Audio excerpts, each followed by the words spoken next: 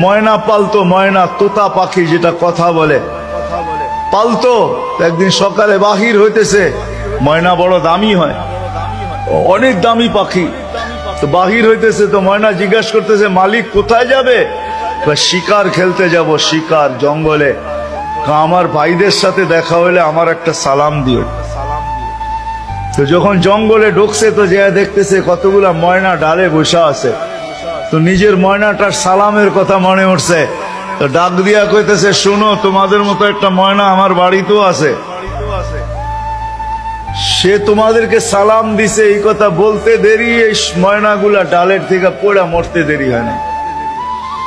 তার মন খারাপ হয়ে গেছে যে ওর সালামে এমন কি বিষ মিশানো ছিল যে এত দামি দামি 12-13টা ময়না মরে গেল।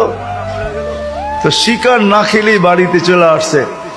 তো ময়না জিজ্ঞাসা করছে মালিক এত তাড়াতাড়ি ফিরলে, হাতে তো কোনো শিকার দেখি না। তুই কথাই বলিস না। বলে কেন? তোর সালামে এমন কি বিষ ছিল যে তোর সাথীদেরকে সালাম দিতে দেরি, একটু মরতে দেরি হয় নাই। এই কথা বলতে দেরি, নিজেরটাও মরতে দেরি হয় না, ওইটার সাথে সাথে মরে গেছে। তো খাঁচার দরজা খুইলা সামনে নিয়ে বৈশা অনেকক্ষণ কাঁদছে, না লড়েও না চড়েও না, চক্ষুও খোলে না।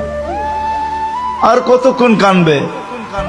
বাস ওইখানে লাইখা যে উঠা দাঁড়াইছে ময়না, বাস উড়া যে চালে বসা গেছে। তো বলছে এটা কি করলি? আমার বন্ধুরা আমাকে খবর দিছে, দেখ আমাদের মতো যদি বাগানে বাগানে ঘুরতে চাস তো মরার আগে একবার মরার ভান করে দেখ, তুইও আমাদের সাথে উঠতে পারবি, জঙ্গলে জঙ্গলে ঘুরতে পারবি। ওইটা মরা ছিল না, ও আমাকে চিঠি দিছে, চিঠি বার্তা দিছে। এই জন্যই আল্লাহ ওয়ালাদের কাছে, যাদের বয়স হয়ে গেছে আর কত করে, জান আল্লাহ ওয়ালাদের কাছে পড়া থাকেন, জান আল্লাহর রাস্তায় পড়া থাকেন। মা বোনদেরকে বলবো জান মুসল্লায় পড়া থাকেন। ভাবেন মরার আগে মরে গেলাম, তাইলে চিরদিনের মৃত্যুর থেকে বেঁচে যাব, জান্নাত মিলবে। জান্নাত করবো তো পাক্কা ওয়াদা। আল্লাহ আমাদেরকে আমল করার তৌফিক দান করেন। ওয়া মা আলাইনা ইল্লাল বালাগ।